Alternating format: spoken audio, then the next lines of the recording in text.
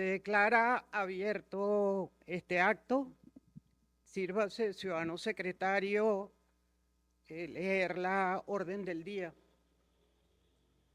Academia de Ciencias Políticas y Sociales. Sesión solemne del día 4 de noviembre de 2025. Orden del día. Incorporación como individuo de número de esta academia para ocupar el sillón 16 del doctor Pedro Rafael Rondón Haas, vacante por el sensible fallecimiento del individuo de número doctora Hildegard Rondón de Sansó. Se designa a los numerarios Magali Vázquez González y al numerario Eugenio Hernández Bretón para que acompañen hasta la tribuna al doctor Pedro Rondón Haas, quien nos presentará su trabajo de incorporación.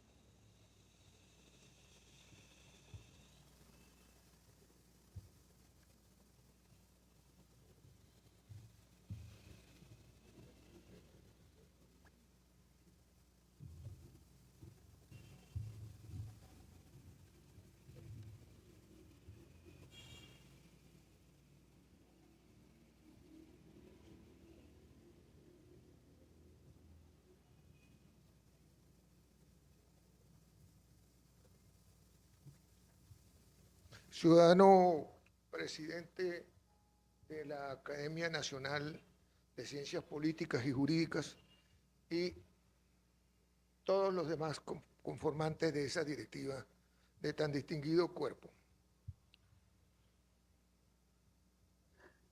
Ciudadana doctora Miriam Marcano, conformante de la Academia Nacional de Medicina. Ciudadana Hildegard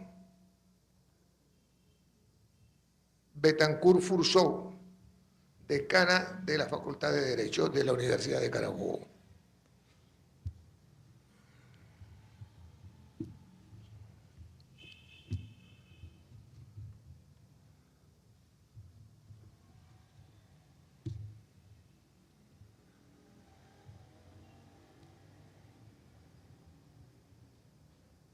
Individuos de número de esta academia, amigos, amigas todos, señoras, señores todos.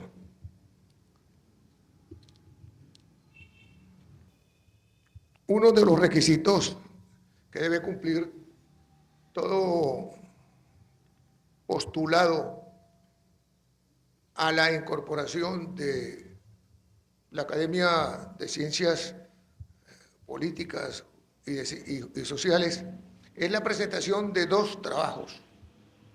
Una que es el panegírico, que está referido a las personalidades que con anterioridad a él ocuparon el sillón que ahora se le indica, se le atribuye. Se trata del sillón 16. Y el otro es un trabajo ya más técnico referido al campo de lo jurídico y al cual nos vamos a referir de inmediato.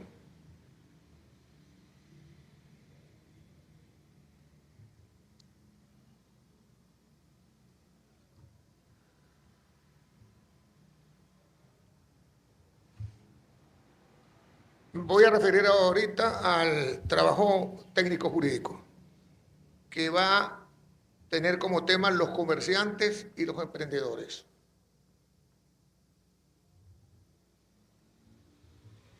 En cuanto al panegírico, señores y señores, lo menos que mi realidad interior me impone es la expresión de mi gratitud a todos los conformantes de esta ilustrísima academia cuando decidieron incorporarme a la composición de sus numerarios.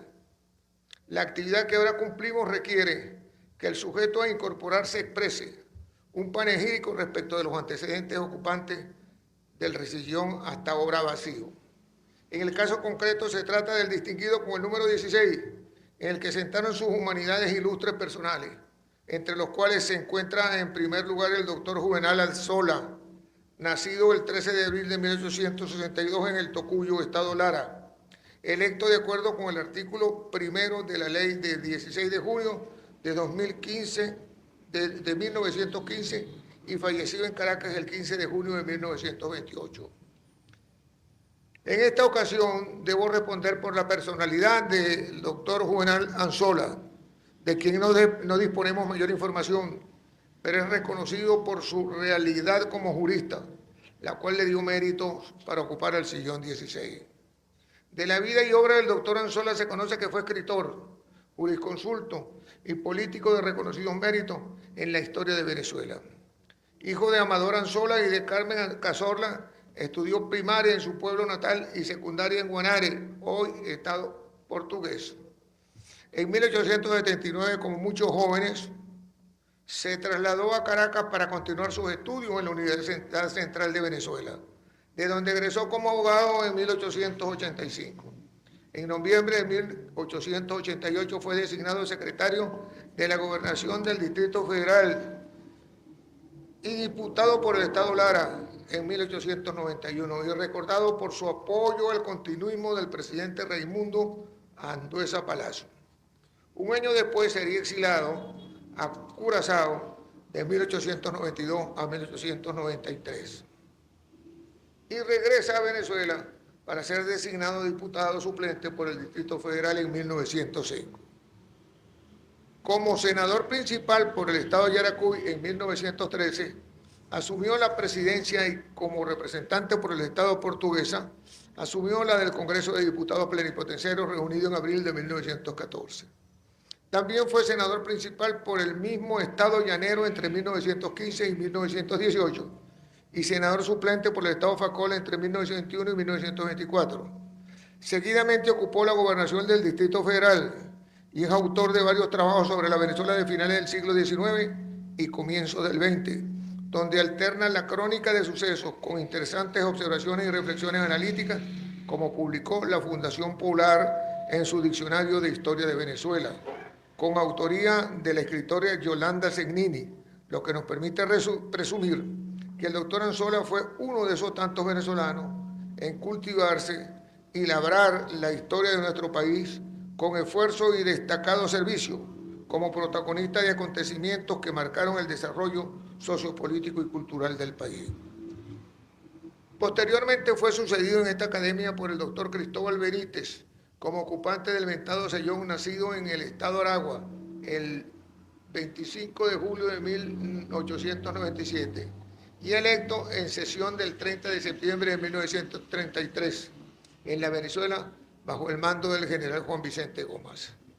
En el marco de dicho mandato, este destacado académico se afincó en el estudio de las ideas constitucionalistas de Simón Bolívar, a quien calificó como genio de múltiples facultades y refirió como método para el estudio de sus ideas la captación en conjunto armonioso de las partes integrantes de la personalidad del libertador.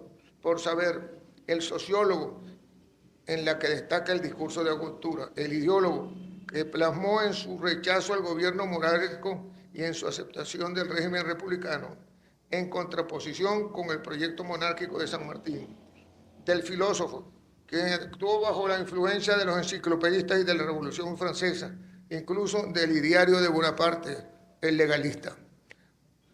Propugnó proyectos de constituciones del poder moral, de los censores vitalicios, del poder electoral. Se trata pues de un analista y muy denso de la personalidad y figura de Simón Bolívar.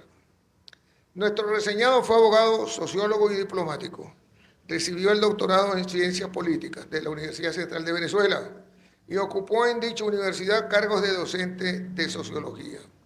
Fungió como juez en el Tribunal de Primera Instancia del Estado Miranda y desempeñó el Consulado General de Venezuela en Portugal, Uruguay y Austria.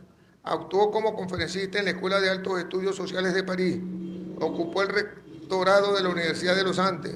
También tuvo espacio como numerario en la Academia Nacional de la Historia y actuó como vicepresidente de esta academia. Por otra parte, fue senador por el Congreso por el Estado de Aragua y ejerció la presidencia del Congreso Nacional. También se desempeñó como enviado extraordinario y ministro plenipotenciario de Venezuela en España, donde falleció el 31 de octubre de 1945, apenas días después del golpe de Estado cívico-militar ocurrido en Venezuela en contra del presidente Isaías Medina Angarita el 18 de octubre de 1945. En vida escribió y publicó las siguientes obras: el discurso que ofreció en el acto solemne de incorporación como individuo de número a la Academia Nacional de la Historia en 1940, Los Horizontes de la Política, publicado en Caracas por la imprenta Bolívar en 1925, Las Ideas Constitucionales del Libertador, divulgado en Caracas por la Tipografía Americana, transmitido en París por Eugene Figuier, Los Partidos Políticos en Venezuela, publicado en Caracas por la editorial Patria en 1930, a 100 años de la separación de Venezuela de la Gran Colombia, El Peligro Ruso y la América Latina, divulgado en Caracas por Editorial Élite en 1932, y Sociología Política, Ensayos, en su segunda edición en Caracas, dada a conocer por Impresores Unidos en 1941. Ahora nos encontramos como antecedente de excepción a quien fuera el sucesor ocupante de dicho sillón, el doctor Alejandro Urbaneja Alchepol, quien fue electo en sesión del 16 de enero de 1946, incorporándose el 18 de septiembre de 1951, y para satisfacer el débito necesario presentó un ensayo sobre el abuso del derecho, que para esos momentos era una novedad. El personaje de referencia tuvo antecedentes familiares ilustres. Nació en Caracas y estudió Derecho en la respectiva Escuela de Ciencias Políticas de la Universidad Central de Venezuela, de la que egresó como abogado en 1919 y como doctor en Ciencias Políticas años más tarde. 7 años después de su doctorado inició carrera judicial como juez de primera instancia en lo civil del Distrito Federal. En 1936 fue elegido diputado. Fue elegido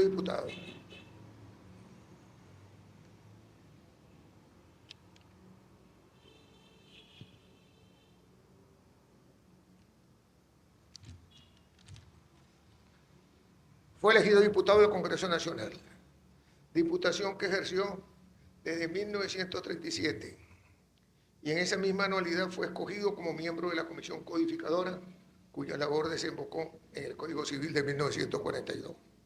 Durante el ejercicio de Gustavo Manrique como Procurador General de la República y Ministerio Público, sirvió como adjunto al Procurador. En ese entonces, junto con los doctores López Jorge y René Leperbanche, se dedicó a temas de gran importancia para la República, entre otros el de la reforma petrolera y el de una mayor participación estatal en la riqueza nacional. En 1946, como suplente, conformó la Corte Federal y de Casación hasta 1948, y en raíz de los sucesos venezolanos de enero de 1958, fue nombrado por el presidente encargado Wolfgang Larrazábal como vocal principal de la Sala Civil de la Corte de Casación, cargo para el cual fue confirmado en 1959. En 1960 presidió la Sala de Casación Civil de la Corte Suprema de Justicia hasta 1964. Y al retirarse continuó siendo durante 20 años conjuez de la sala en la cual desempeñó la presidencia.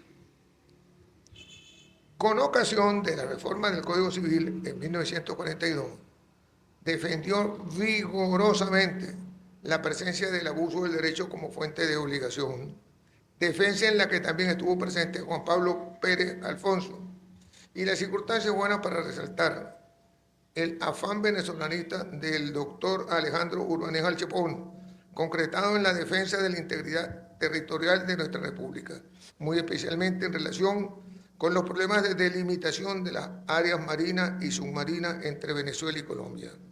Además, el doctor Urbaneja dejó importantes obras jurídicas como el juicio simulado, estudios sobre los códigos de 1873, el Código Civil, el de Comercio y el de Procedimiento Civil. Después del deceso del doctor Urbaneja, acontecido en su ciudad natal el 1 de febrero de 1988, pasó a sucederlo en la ocupación del sillón la eminente doctora Hildegard Rondón de Sansón, quien fue electa en sesión del 7 de junio de 1988. Se incorporó el 14 de marzo de 1989 con su trabajo La propiedad industrial en el umbral del siglo XXI. La doctora Rondón de Sansón, con quien no me unen nexos de parentesco a pesar del común apellido, se casó con Benito Sansón, con quien procreó los hijos Brunilde, Bruno, Beatrice, Daniela y Waldo Antonio, todos con profesiones universitarias y posgrados alcanzados, con el brillo de altos índices académicos. Ella nació en el estado Sucre, Venezuela, el 20 de diciembre de 1934. Hija de Juan Manuel Rondón Sotillo y Faride Narcisa de Rondón, tuvo una hermana, Josefina, quien fue titulada como médica y se especializó en pediatría. A los 15 años de edad, la doctora de Sansón se presentó en la oficina del periódico El Heraldo y solicitó la asignación de una columna fija a la que denominó Café y Cigarrillo, la cual se convirtió en expresión del feminismo, presente también en su paso como articulista en los periódicos El Nacional, El Universal, Diario de Caracas, Últimas Noticias y la prensa regional. Llegó a hablar italiano, francés, portugués y tenía estudios avanzados en inglés. Tuvo mucha influencia sobre ella en la época que vivió en Río de Janeiro, Brasil, donde su padre fue nombrado cónsul. Posteriormente estudió Derecho en la Universidad Central de Venezuela y cursó un año por el cierre de esta casa en la Universidad de los Andes, aunque egresó de la reconocida Central de Venezuela el 4 de octubre de 1957. El 16 de octubre de 1957 recibió del mismo instituto universitario su título de doctora en Ciencias Jurídicas y Políticas, con mención summa cum laude, y le fueron otorgadas 2 becas para estudios de posgrado en el extranjero, una de la universidad y otra del Ministerio de Justicia. Ante la posibilidad de cursar estudios en Francia, Italia o España, escogió Italia, donde cursó estudios con máximas calificaciones en la Universidad degli Studi La Sapienza di Roma, Italia, bajo la égida de los 3 conocidos maestros Tullio Scarelli, con quien estudió Derecho Industrial, Emilio Betti, experto en Derecho Procesal Civil, y Máximo Severo Giannini, erudito en el área de Derecho Administrativo. El 6 de septiembre de 1960 recibió la laurea de doctor en jurisprudencia cum laude de dicha casa de estudios en Italia. Previamente, bajo los auspicios de la ONU, en 1984 y 1985, la doctora Rondón de Sansón elaboró un proyecto de ley de propiedad industrial. Todas estas realizaciones la configuraron en aquel entonces como adalid en dicha especialidad jurídica. Como ocupante del sillón 16, fue la primera mujer en incorporarse como numeraria y bibliotecaria en esta corporación, en la cual organizó y renovó física y tecnológicamente la biblioteca en homenaje a Jorge Aguilar. Fue nombrada secretaria de la Academia de Ciencias Políticas y Sociales en 1992, segunda vicepresidenta en 1994, primer vicepresidente en 1996 y finalmente presidente de la Academia entre 1996 y 1998.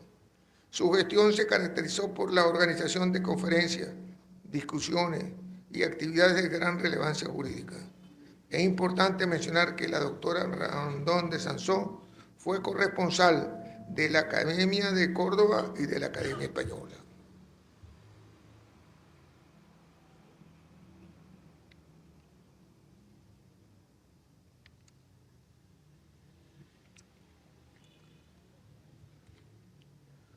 Muy importante es su carácter de pupila y propulsora de las tesis de 2 grandes maestros. Por una parte, Máximo Severo Giannini, el gran administrativista italiano, de quien fuera su alumna y de quien transmitiera su tesis en Venezuela sobre el proveimiento administrativo, la discrecionalidad administrativa y sus límites, entre otras. y por otra parte fue pupila y propulsora de las tesis de Antonio Moles Cobeto, profesor catalán que vivió en Venezuela, gran constitucionalista y administrativista, promotor del Instituto de Derecho Público.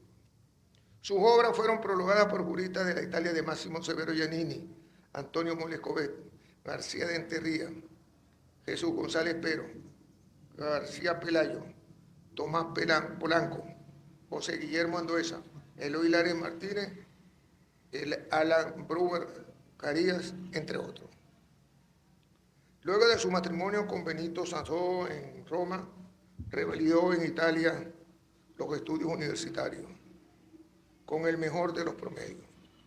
Regresó a Venezuela con su esposo.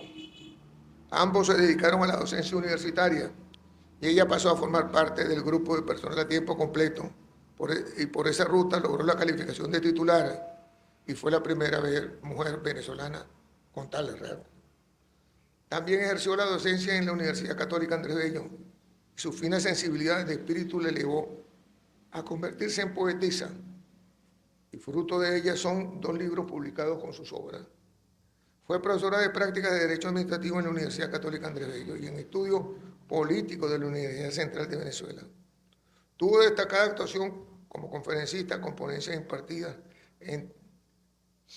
de forma continua en el interior del país, invitada por universidades y colegios de abogados.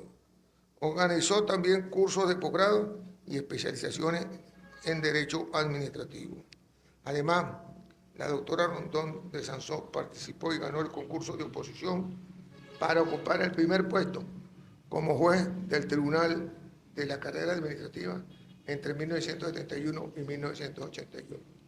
Ejerció el cargo de magistrada de la Corte Primera de lo Contencioso Administrativo entre 1981 y 1992. Tercer suplente de la Sala Administrativa de la Corte Suprema de Justicia entre 1990 y 1992, así como magistrada de la Sala Política Administrativa de la Corte Suprema de Justicia entre 1992 y 1999. Finalmente fungió de juez del titular del Tribunal Administrativo de la Organización Internacional del Trabajo, OIT, con sede en Ginebra, Suiza, desde julio de 2000 hasta julio de 2003, como representante del continente americano en el juzgado de tal organización. Adicionalmente fue agregada cultural de la Embajada de Venezuela en Roma, donde impulsó en Italia la carrera de artistas de renombre internacional y en especial compatriotas como Alirio Díaz y Alirio Rodríguez. Fue asesora del Ministerio de Fomento, especialmente del Registro de Propiedad Industrial, así como de la Organización Mundial de la Propiedad Industrial, OMPI, y del Ministerio de Justicia y del Congreso de la República. Cabe resaltar que formó parte importante del Consejo Nacional de Investigaciones Científicas, CONICIT, y fundó con otros grandes juristas la Asociación Venezolana de Derecho Administrativo, AVEDA, en cuyo portal web se puede apreciar parte de su destacada reseña bíblica. Ad honorem estuvo presente en el Alto Comité Jurídico Político del Ministerio de Energía y Petróleo y participó en la preparación del nuevo régimen de los hidrocarburos en Venezuela. En lo que tiene que ver con su amplio acervo bibliográfico,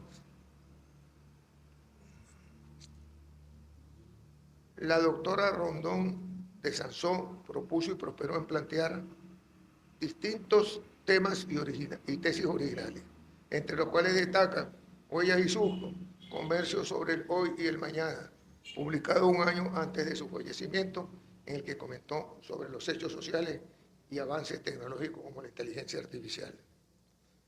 Es preciso relevar que en cada una de sus obras publicadas se exponen los temas que sentaron una importantísima doctrina, tales como Manual Teórico Práctico de la Propiedad Industrial, Estudios de Derecho Industrial, Patentes y Signos Distintivos, el Sistema de Contencioso Administrativo de la Carrera Administrativa, el Contrato Jurisdiccional de los Poderes Jurídicos.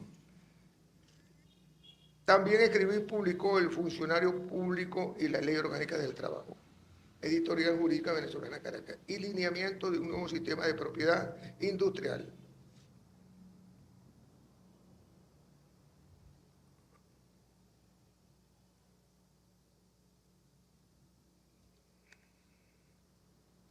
En el texto Homenaje que publicó esta academia, a la doctora Rondón Sansón, aparece un amplio y detallado contenido de sus obras escritas. Una cantidad enorme y no por eso despreciable, todo lo contrario. Es importante mencionar que la fallecida magistrada y también honrosa ocupante del sillón 16 fue homenajeada por esta academia con el boletín número 173, publicado en el tercer trimestre de 2023 por esta academia, en homenaje a la doctora Rondón, la cual contiene 1.522 páginas dedicadas a tan insigne venezolana. Mi antecesora falleció cristianamente el 3 de septiembre de 2023, con el ferviente deseo de volver a pisar suelo venezolano, tal como gentilmente me fue comunicado por su hija, Beatriz Sansón, a quien agradezco infinitamente por su amable colaboración en las investigaciones que precedió esta línea. El temperamento de la doctora Hildegard Rondón de Sansón, lleno de inquietud y sentido de servicio, la llevó a incursionar en la promoción de las artes en Caracas y varios otros lugares del país, así como logró en varias oportunidades atenciones médicas para niños desprotegidos. En fin, su personalidad se proyecta como venezolana virtuosa y jurista destacada, y así lo confirma su hija Beatriz al exponer en el referido boletín, página 14.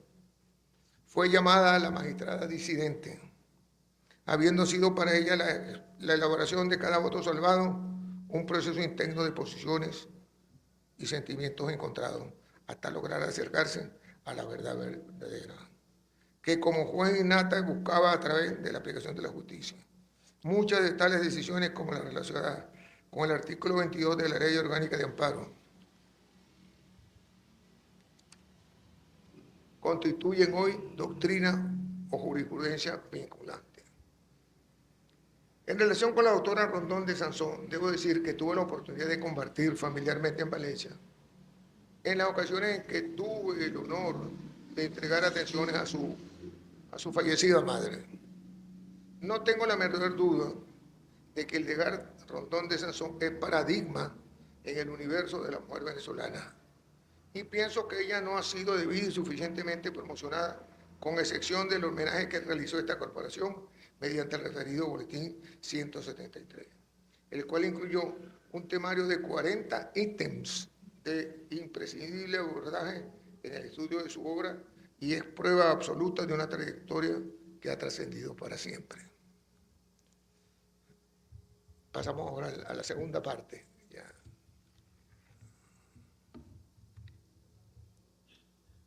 Repito, esta segunda parte refería al comerciante y a los emprendedores.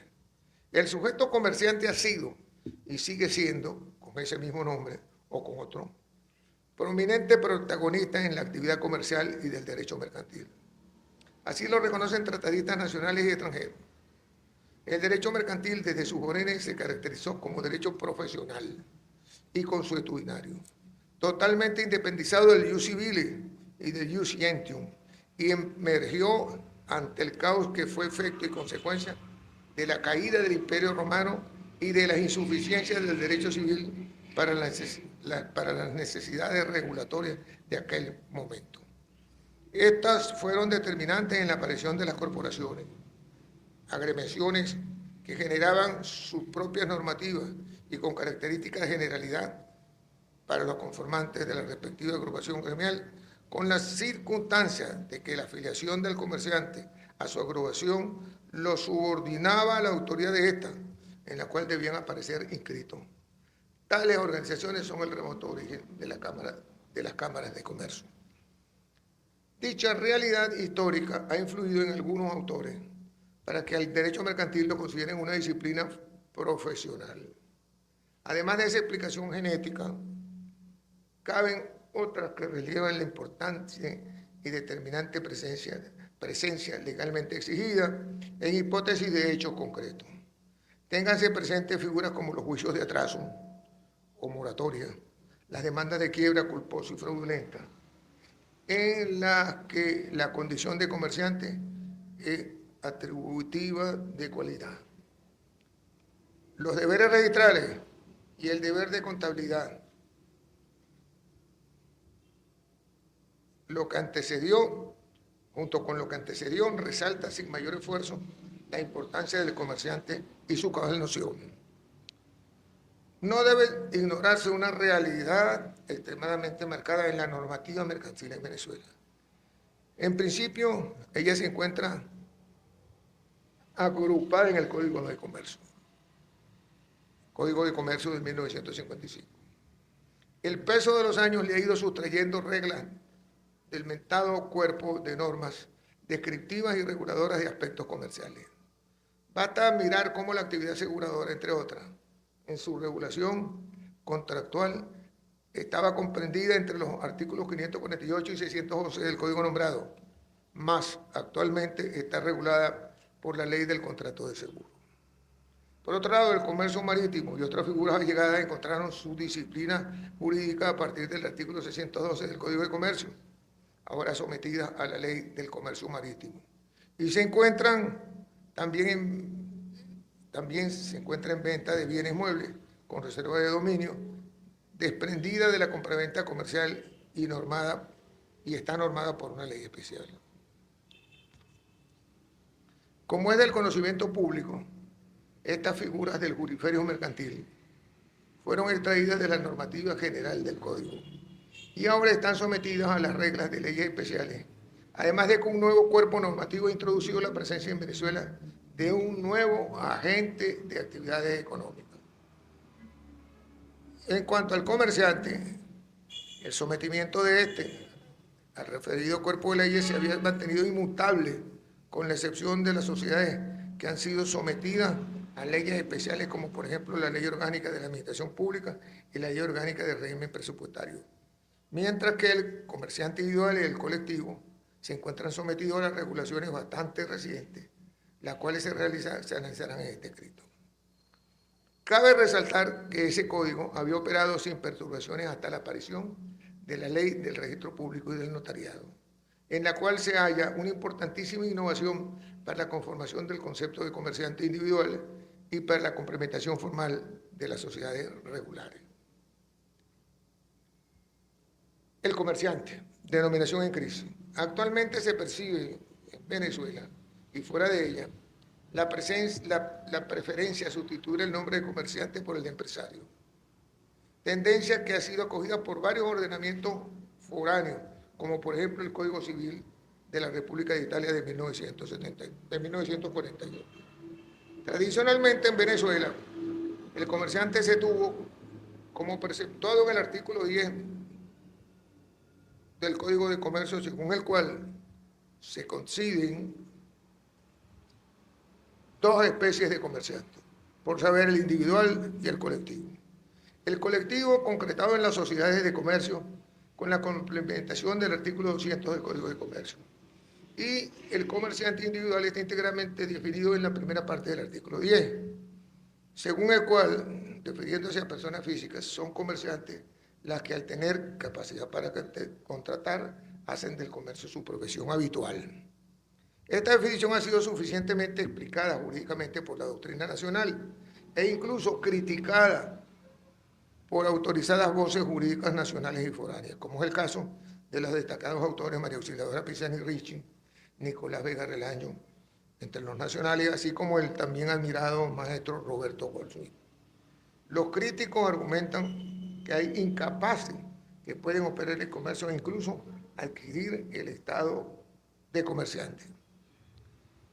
Dichas críticas son las siguientes. Hay personas capaces que no pueden ser comerciantes.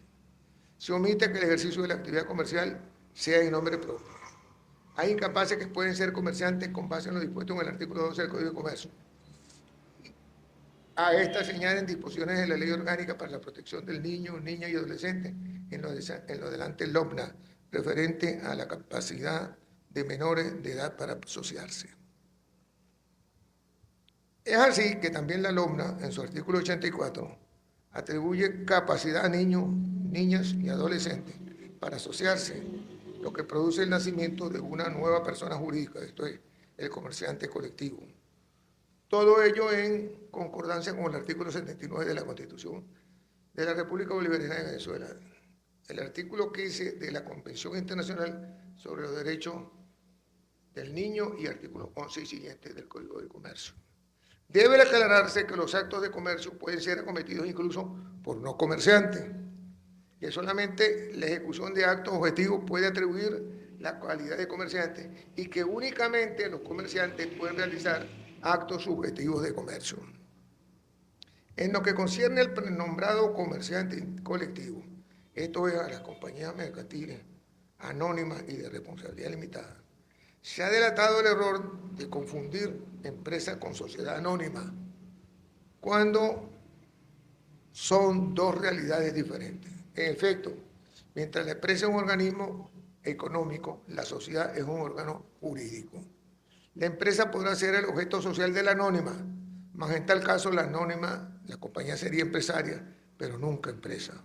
Sobre todo si se tiene claro que la empresa es un conjunto de actividades que se vierten sobre cosas y derechos, y sobre elementos que no son cosas ni derechos, de manera que la sociedad y empresa son realidades independientes, por lo que empresa puede existir sin sociedad y esta sin empresa.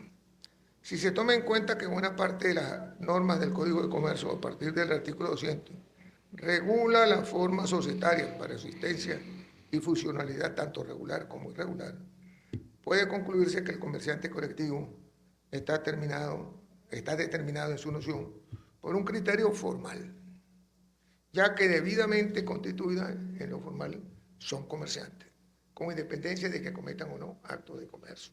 En cambio, en lo que tiene que ver con el comerciante individual, dado el contenido del artículo 10, se evidencia un criterio real o material que se afinca en hechos de conducta.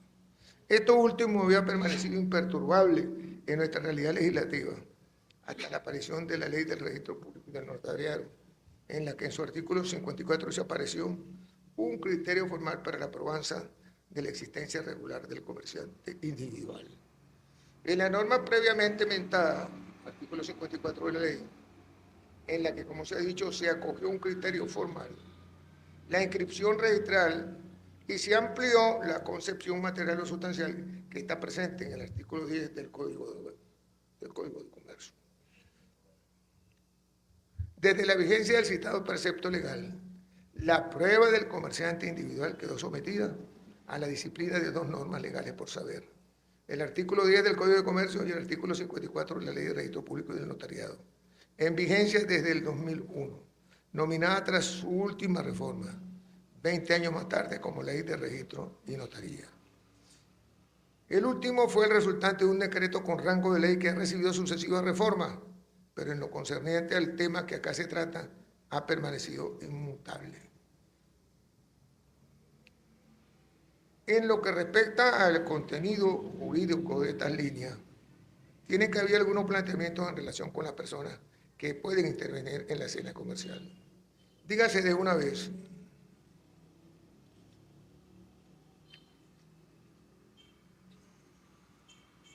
que cabe la participación de comerciantes y no comerciantes, con efectos jurídicos diversos, según la intervención de unos y otros, esto es, comerciantes y no comerciantes. En uno y otro caso de personajes, las normas de la Ley Fundamental de Marras exigen la vinculación hasta parte del contenido de actos objetivamente mercantiles. El referido artículo 10 del Código de Comercio, en su noción de comerciante individual, exige como requisito para hacerlo el quehacer de actos objetivos en cantidad y calidad que revelen una profesionalidad habitual en el agente de los mismos.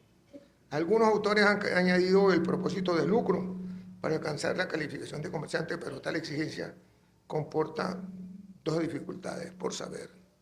No hay una noción por sí pacíficamente aceptada de lucro. Y B, no hay actos objetivos de comercio de los que hay actos de comercio, objetivos de comercio de los calificados como objetivamente mercantiles, en los cuales no hay afán de lucro.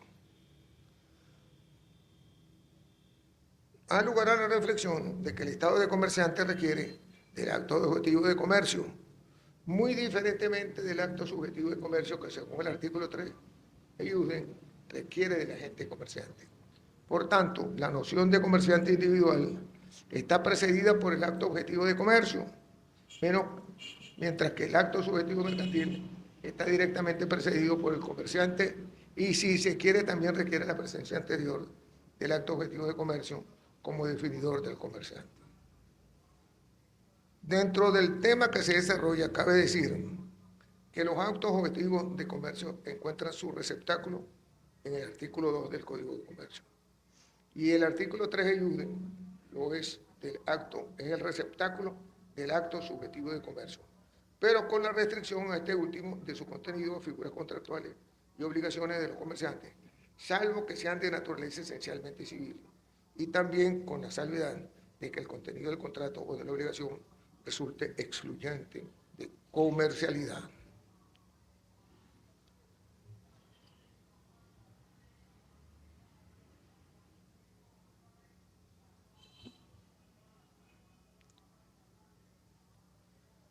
En todo caso, debe saberse que la lista del citado artículo 2 del Código de Comercio es enunciativa y, por lo tanto, cabe su ampliación por vía de analogía y de interpretación histórica progresiva. En lo concerniente al comerciante colectivo, que según el presentado artículo son aquellas compañías que tienen por objeto la realización de uno o más actos de comercio. Son además expresamente calificados como comerciantes por el artículo 250 del Código de Comercio, regla que dispone que las sociedades anónimas y de responsabilidad limitada tendrán siempre carácter mercantil con prescindencia de su objeto social.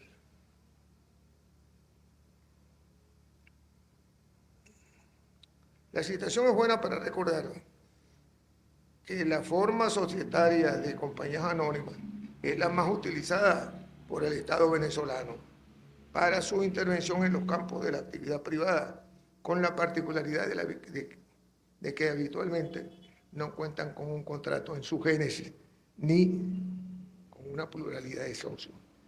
Esto configura una enorme contradicción contra las opiniones emitidas por la doctrina societaria mercantil en Venezuela, donde se sigue sustentando la necesidad de un contrato social, generador de la existencia de la sociedad mercantil, y de dos o más socios reclamados por doctrinarios como Enrique Núñez, muy a pesar de que actualmente se ha abierto campo y paso de excelente trabajo que proclaman y soportan la compañía de un socio único.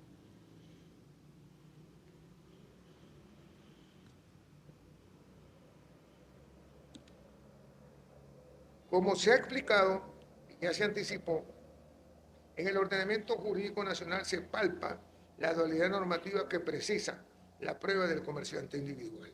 Por saber, el artículo 10 del Código de Comercio y el artículo 54 de la Ley del Registro y Notariado. En cuanto al Código de Comercio, su proyecto reclama una variedad de conductas específicas, y en cambio el artículo 54 del Registro y Notaría exige el cumplimiento con una formalidad, con una sola formalidad.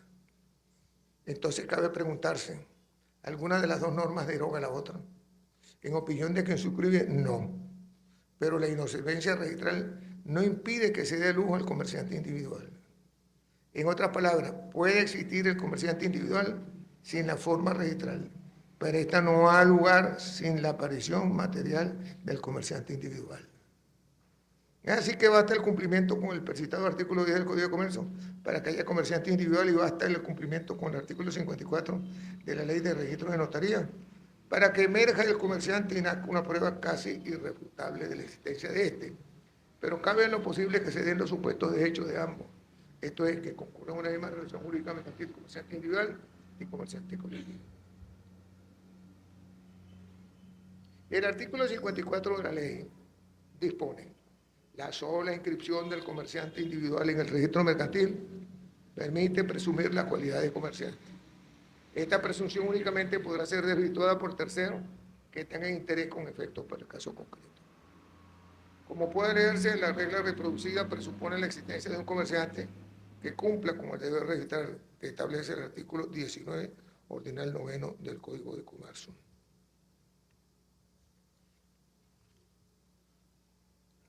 Llama la atención que la redacción del artículo 54 de la presentada ley hace sospechar la existencia de una petición de principio.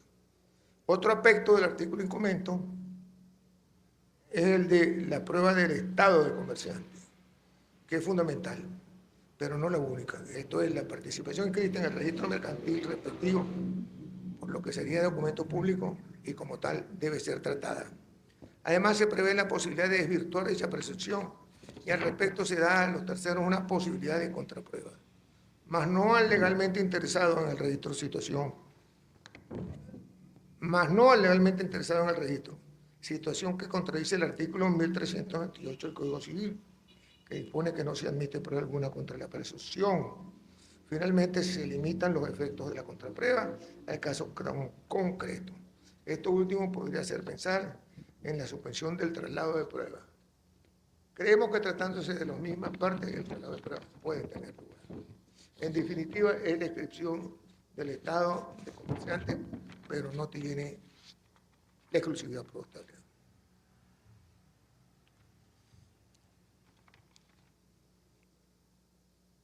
La doctrina y la ley han admitido la posibilidad de la cesación del estado de comerciante.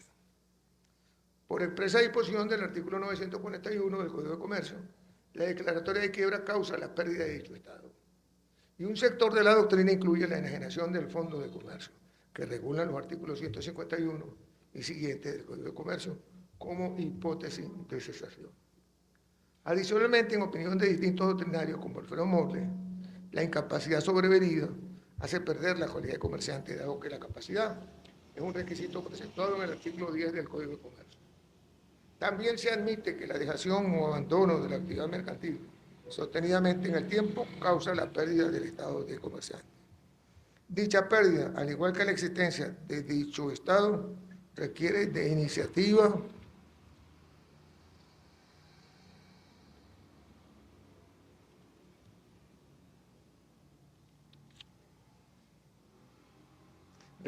iniciativa probatoria.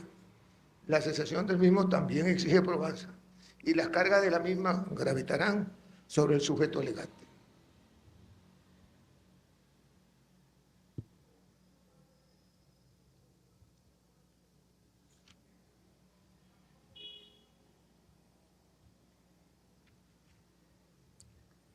Sin embargo, hay novedades en relación con personajes que ya irrumpen en la actividad negocial comercial.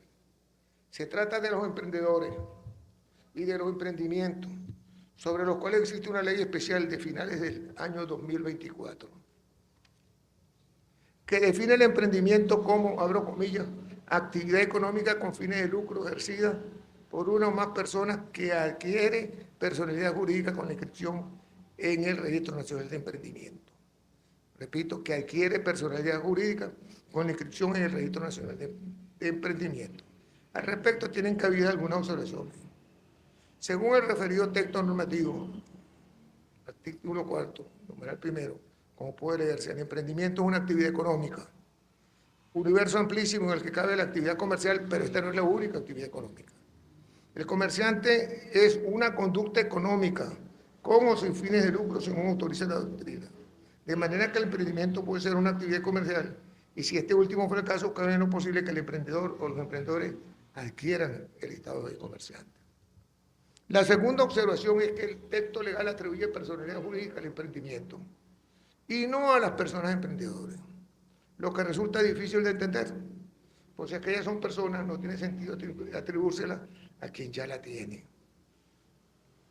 Por otra parte, no se preceptúan por los otros atributos de la personalidad, como patrimonio, nombre, domicilio, y además no se indican los requisitos formales de constitución, sobre todo si se tiene presente la actividad registral que causa y requiere. Si se le llegara al entendimiento de que dicha atribución es el emprendedor y no la emprendedora, hay paso para preguntarse, ¿se trata de una nueva y distinta persona como lo son los socios de la sociedad? Y más aún, ¿cuál es el régimen de responsabilidad al que están sometidos los emprendedores? También surge la duda de quién es la nueva personalidad. Antes de concluir estas líneas, me permito algunas reflexiones. Mi gratitud a quienes me promovieron y decidieron mi proporción a esta ilustre corporación. conductas que recibo en comunión con, primero, un recuerdo desbordado de agradecimiento a mis padres, Félix y Alda, sin cuyas exigencias educativas nunca habría logrado esta realización. A mis hermanos, José Félix, Carlos, Julio, Nieve, Alda, Marco, Reinaldo, Félix Salvador y Aquiles. A mis madrinas, Conchita y Ana Teresa. A todos mis maestros, que los tuve excepcionales. A mis compañeros de promoción de la Universidad de Carabobo en 1965, promoción Andrés Crisanti Franceschi. A quienes me condujeron por la senda de la Santa Madre Iglesia Cristiana, Católica, Apostólica y Romana. A Beatriz, mi difunta esposa, con la certeza de su presencia en la casa del Padre. A mis hijas, María Elena, María Eugenia, Beatriz Elena, María Beatriz y María Alda, y a mis nietas, María Camila, Silvana, María Grasa y Sara Cristina. A mis compañeros de trabajo en la Facultad de Derecho, en el escritorio jurídico y en las aulas de todos mis trámites educativos. Y a todos mis amigos, todos mis discípulos, y en especial a los recientemente fallecidos, Jorge Rosel Seña y Hernando Grisanti de Veledo. Muchísimas gracias.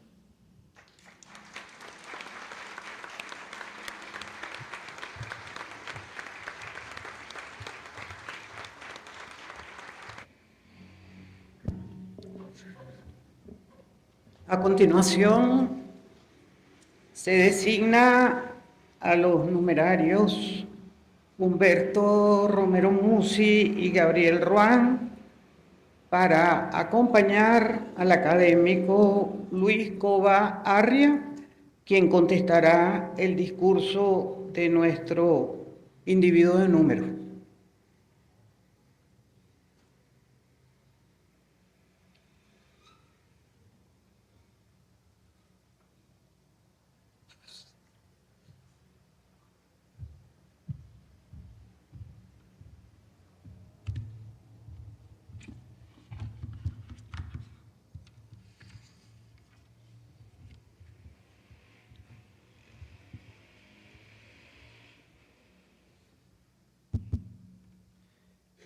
Ciudadano presidente de la Academia de Ciencias Políticas y Sociales y demás miembros de esta academia.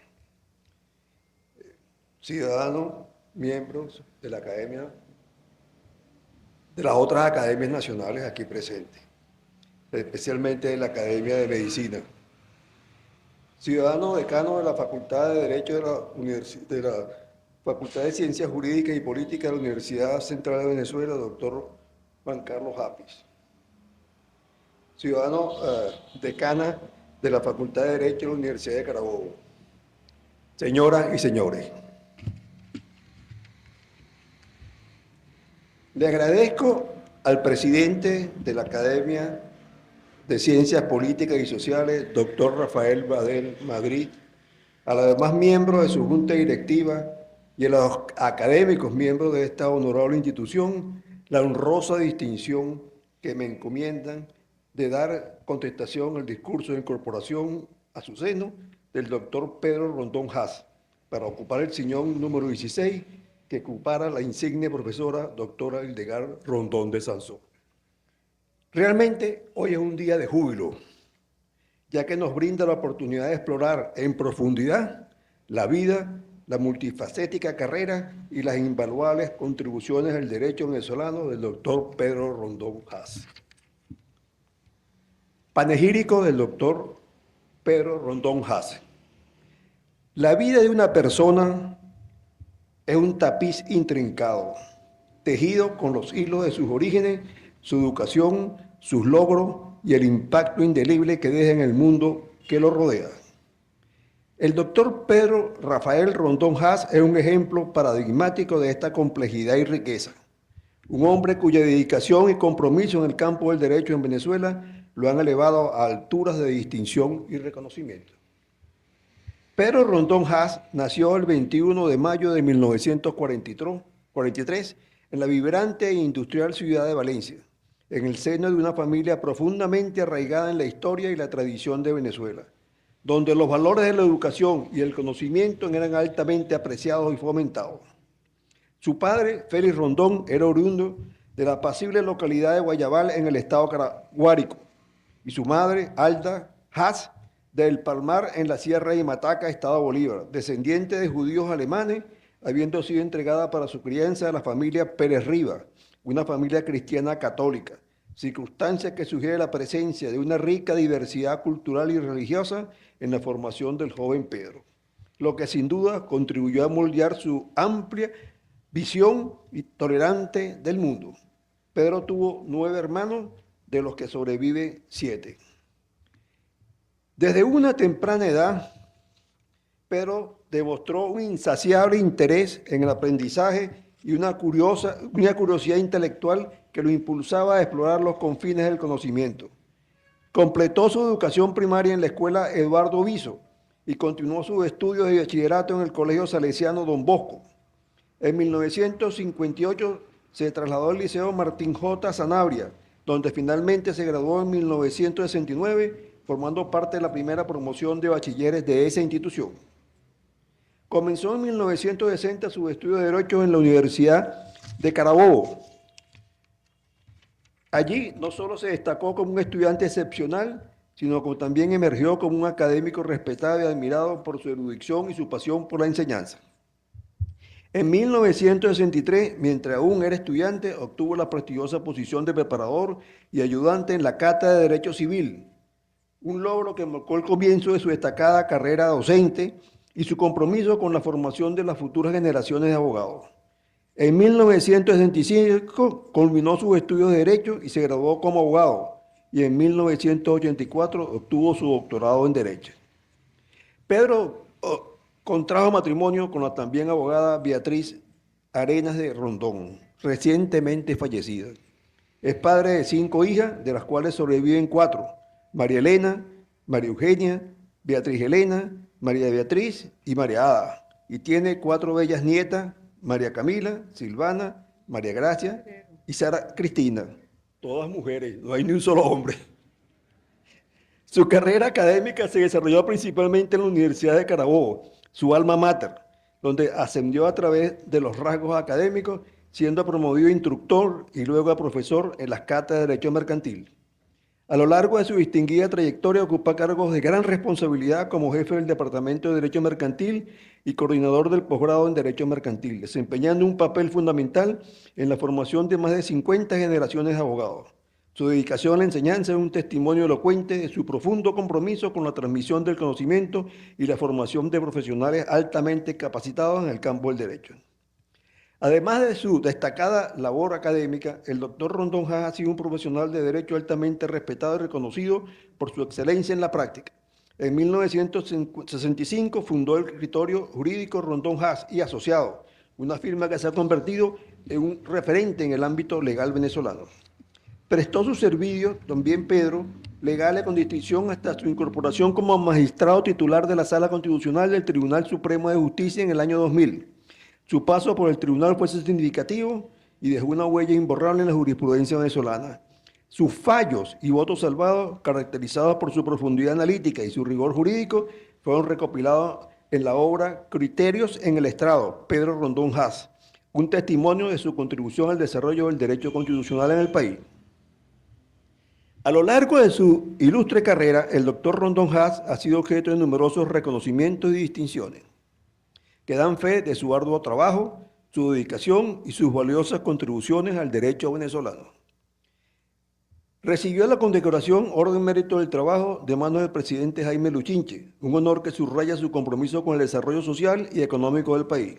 Asimismo, fue galardonado con la Orden Cristóbal Mendoza, un reconocimiento a su destacada trayectoria profesional y su servicio a la comunidad jurídica. Su labor también ha sido valorado por la Sociedad Amigos de Valencia, que reconoció en el Día de la Ciudad, un gesto que destaca su arraigo por su tierra natal y su contribución al engrandecimiento de la misma. El escritorio jurídico Rondón Haas y Asociados, la firma fundada por el doctor Rondón Haas, está celebrando este año sus 60 años de fundación, un hito que refleja no solo la longevidad de su práctica profesional, sino también su capacidad de adaptación a los cambios y desafíos del entorno legal. El doctor Rondón Haas ha sido un prolífico conferencista, compartiendo su vasto conocimiento y experiencia con juristas venezolanos y extranjeros a través de charlas, tanto presenciales como virtuales.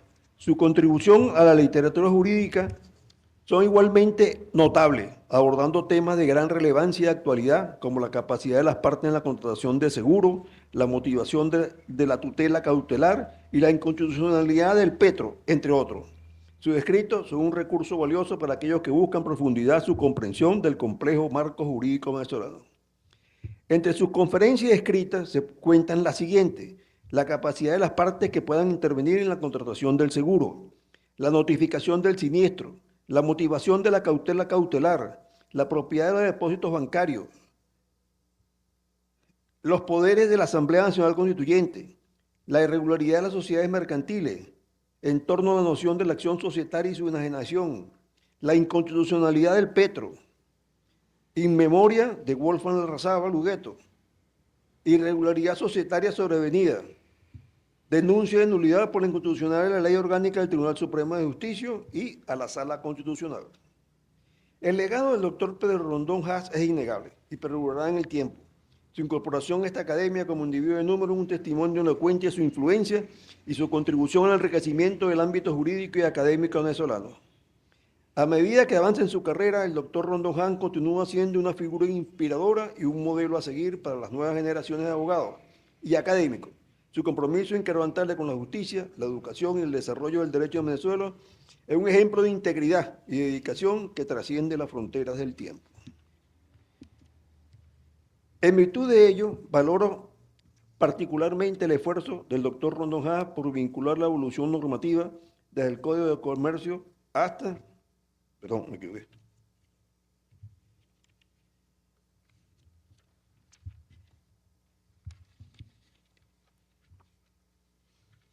Salté una hoja, perdón. En su discurso me faltó la parte más importante, porque terminaba aquí y entonces hablaba con el discurso. Ahora terminé ya la parte de explicar quién es el honorable nuevo académico nuestro y su historia. Pero ahora vamos a entrar a analizar su discurso, que es hablar algo del discurso que habló el doctor Pedro Rondón. En su discurso de incorporación, el doctor Rondón Haas hace un panegírico de quienes lo presidieron en el sillón 16, que ahora ocupará rindiendo un merecido tributo a las señoras figuras de Jovenal Acedo, Cristóbal Benítez, Alejandro Urbanes Archepol y de muy manera especial a la doctora Hildegard Rondón de Sansó, a quien sucede. Y el tema del trabajo de incorporación del doctor Pedro Rondón Haas es, y lo ha titulado, El comerciante y los emprendedores, un marco para la actividad empresarial. Es una pieza de gran valor académico y un esfuerzo notable por actualizar la doctrina del derecho mercantil venezolano, especialmente en lo que concierne a la noción del comerciante y la figura emergente del emprendedor en Venezuela, conjugando una perspectiva histórica enriquecedora con un análisis jurídico de notable rigor, lo cual es indispensable para comprender la evolución de nuestras instituciones comerciales y su incidencia en el desarrollo del país. Una de las virtudes cardinales de este discurso es la capacidad del doctor Rondón para insertar el estudio de la figura del comerciante dentro de un contexto histórico-jurídico amplio que trasciende la mera legislación mercantil y aborda la historia social y política venezolana. En efecto, el doctor Rondón enriquece la perspectiva jurídica con la riqueza de las circunstancias históricas y sociales que configuran el derecho positivo. Esa integración entre historia, política y derecho es fundamento imprescindible en el análisis jurídico contemporáneo y nos acerca a una interpretación más compleja y realista del marco normativo venezolano. En virtud de ello, valora particularmente el esfuerzo del doctor Rondón por vincular la evolución normativa, desde el Código de Comercio hasta la Ley de Registro Público y Notarías, con la novedosa conceptuación que ello implica sobre la figura del comerciante individual y la sociedad mercantil. En tal sentido, resulta encomiable la referencia a la responsabilidad y función que la propiedad industrial adquiere en el entramado jurídico, destacando su dimensión internacional y el impacto que proyectos legales como el elaborado bajo el auspicio de la Organización de las Naciones Unidas han tenido en la modernización legislativa venezolana. Adicionalmente, la precisión que muestra el doctor Rondón al referirse a los actos objetivos y subjetivos de comercio, su análisis de los artículos 2 y 3 del Código de Comercio es reflejo de un conocimiento sólido y especializado que trasciende la filosofía general del derecho para adentrarse en el derecho mercantil positivo. La delimitación entre actos de naturaleza esencialmente civil y mercantil, así como la relevancia del contenido contractual en la determinación de la comercialidad, son aspectos que cobran una dimensión práctica esencial para el jurista y estudioso del derecho. El doctor Rondón ha demostrado en ese trabajo su profundo conocimiento de la materia, no solo en su contexto histórico, sino también en las transformaciones legislativas que han impactado recientemente a la disciplina. El posicionamiento central del trabajo, que se enfoca en la crisis de denominación del comerciante y la irrupción del emprendedor, es de la más alta pertinencia. El concepto de comerciante, tal como se define en los códigos de comercio venezolanos y se complementa con la ley de registro y notaría, es fundamental para comprender los derechos y obligaciones de aquellos que participan en el dinámico mundo de los negocios. El doctor Rondón acierta al señalar la tendencia, tanto en Venezuela como en otros ordenamientos jurídicos, a sustituir el término comerciante por el de empresario, una realidad que ya se reflejaba, por ejemplo, en el Código Civil de la República de Italia de 1942. Su análisis de la noción tradicional de comerciante individual y colectivo, según lo establecido en el artículo 10 del Código de Comercio, es impecable.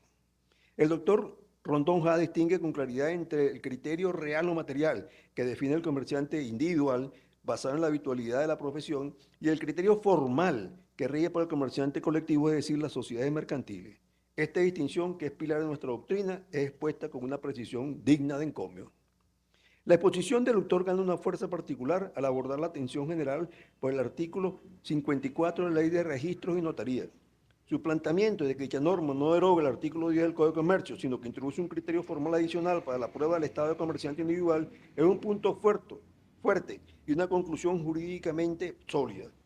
La presunción de la cualidad de comerciante que se deriva de la inscripción en el registro mercantil, como bien lo señala, puede ser desvirtuada por terceros, pero no por el propio interesado en ciertas circunstancias, lo que el autor acertadamente califica de situación de indefensión y de inconstitucionalidad en casos de quiebra. Esta crítica es valiente y necesaria y constituye una de las contribuciones más significativas del trabajo. Su análisis del concepto de comerciante es robusto, así como crucial la sección dedicada a los emprendedores. El doctor Rondón identifica de manera muy atinada las ambigüedades y los vacíos de la nueva ley de emprendimiento, como la atribución de personalidad jurídica a la actividad del emprendimiento y no a las personas que la ejercieron. Las preguntas que plantea sobre el régimen de responsabilidad, la identidad de la nueva persona jurídica y el patrimonio que respalda las obligaciones son de suma importancia y revelan las debilidades de la legislación. El doctor Rondón concluye que las respuestas deberán buscarse en el derecho común, lo que es precisamente el camino para una futura reflexión académica. Es necesario analizar si la figura del emprendimiento, tal como está concebida, no es una forma de comerciante enmascarado, entre comillas. Si las lagunas legislativas deben de ser un simple descuido, obedecen a una política de flexibilización regulatoria que podría generar inestabilidad y desprotección para los terceros. La corta vigencia de 3 años de la inscripción en el Registro Nacional de Emprendimiento y la posterior obligación de inscribirse en el Registro Mercantil es una suerte de periodo de prueba que no deja de plantear interrogantes sobre la seguridad jurídica y la protección del tráfico comercial. El discurso del doctor Pedro Rondón representa un significativo aporte al debate sobre figuras centrales del derecho mercantil venezolano y su evolución histórica, doctrinal y práctica. Su enfoque histórico y jurídico pone de manifiesto la necesidad de una revisión crítica y constructiva del concepto de comerciante y del reconocimiento del emprendedor como actor esencial para el desarrollo económico y social. En conclusión, el trabajo del doctor Rondón es una contribución de envergadura al estudio del derecho mercantil venezolano. Sus reflexiones sobre la noción de comerciante y de emprendedor son penetrantes y su crítica al artículo 54 de la Ley de Registro y Notaría es de un rigor impecable. Su abordaje a la figura del emprendedor, muy elogiable por su agudeza al identificar las debilidades de la nueva ley, abriendo un campo de debate que debemos explorar con la misma dedicación y esmero que ha demostrado el doctor Ron en su trabajo. Celebro su incorporación y me adhiero a la importancia de continuar este diálogo en el seno de nuestra academia, en aras de la seguridad jurídica y el desarrollo de nuestro país. Un hombre de derecho, un ciudadano ejemplar, un legado imperecedero. En resumen, la vida del doctor Pedro Rafael Rondón Haas es un viaje extraordinario de dedicación, pasión y servicio al derecho. Su trayectoria desde sus comienzos en la ciudad de Valencia hasta su consagración es un referente en la academia y la práctica jurídica, reflejando un compromiso inquebrantable con la justicia, la equidad y la educación. Su legado perdurará en las generaciones venideras, inspirando a muchos a seguir sus pasos en la búsqueda de un mundo más justo y equitativo. El doctor Pedro Rondón Haas no solo ha dejado una huella imborrable en el ámbito jurídico, sino también ha inspirado a muchos a perseguir sus sueños y a trabajar incansablemente por la constitución de una sociedad mejor. Bienvenida, doctor Pedro Rafael Rondón Haas, un hombre, en nombre de la Academia de Ciencias Políticas y Sociales, le doy la bienvenida. Llega usted a su casa, en su doble vertiente espiritual y física, casa grande colonial y casa de las academias nacionales. Usted no llega aquí por méritos ajenos, sino por sus propios medios, por los méritos que ha acumulado a lo largo de una carrera de culto a profesor, de serio investigador, de profundo pensador, de buen escritor, de hijo, padre, abuelo y esposo, de profesional y magistrado de la justicia nacional intachable, de ciudadano comprometido con la democracia y con el espíritu de su país, de creyente en los valores morales inherentes a su fe cristiana. Sea usted bienvenido, académico Pedro Rondón Haas.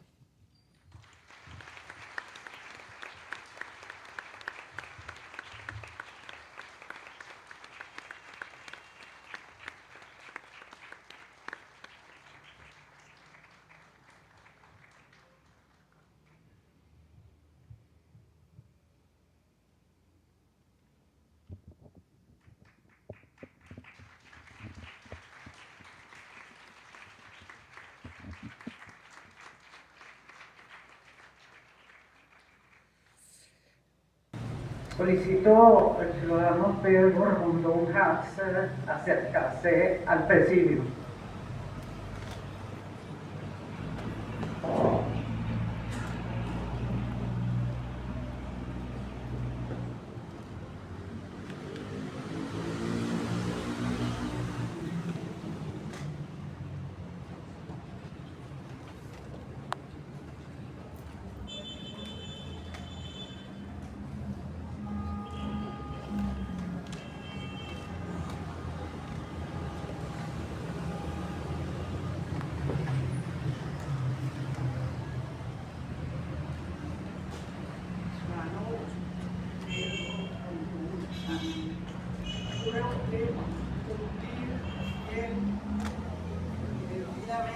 Con la Constitución y las leyes de la República, así como la ley y las normas que rigen a la Academia de Ciencias Políticas y Sociales. Si así lo hicieren, que Dios y la patria os lo premien, y si no, que os lo demás.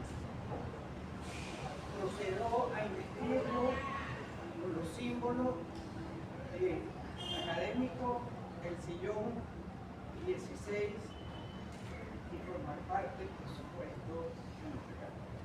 Lo felicito.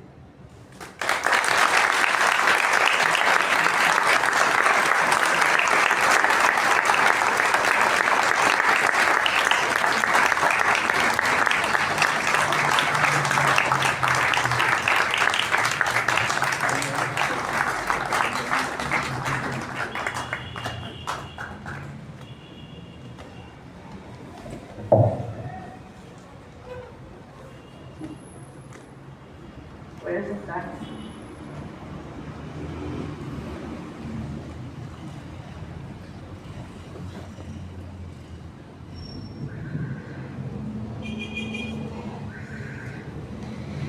Interpretación musical de las siguientes piezas. Himno nacional, himno de la Universidad del Estado Carabobo, Alma Mater del Respetable. Y el Gaudiamos Igitur por la coral. Adelante.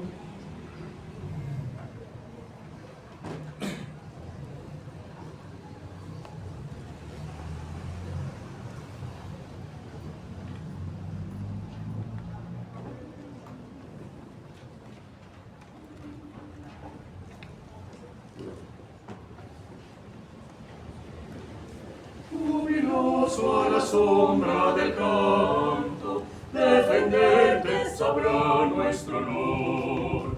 Como escudos el pecho y el brazo, cual banderas la mente y la voz.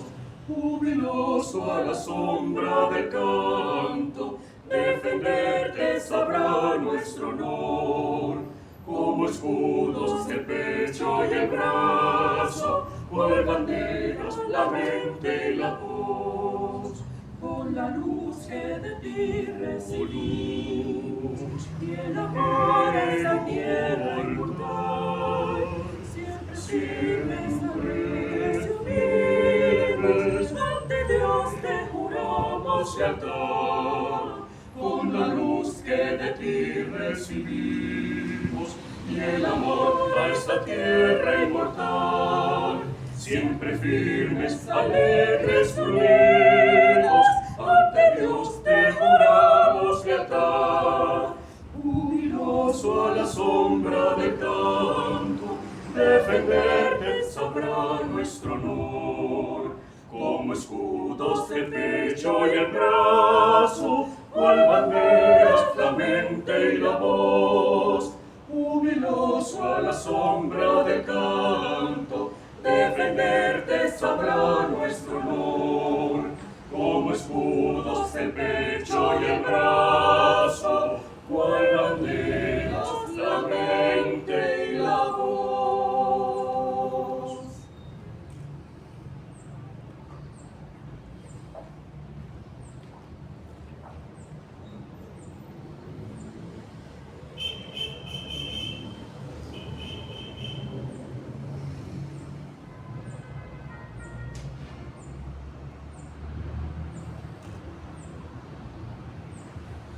Gaudeamus vigitur, Iumen est sumus.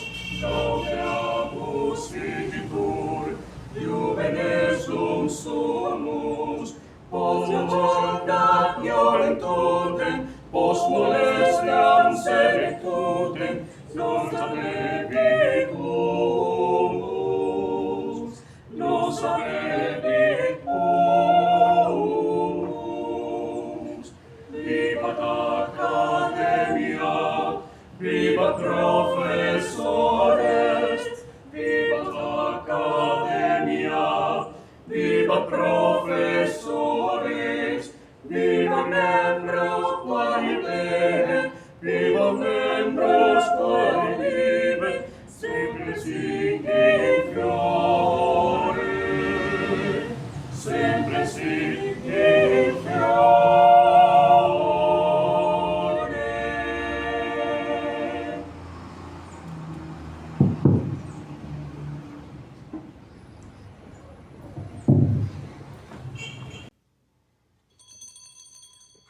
Ha concluido el acto. Se invita a los presentes a un brindis en la Plaza Cajigal, la segunda de la entrada del equipo.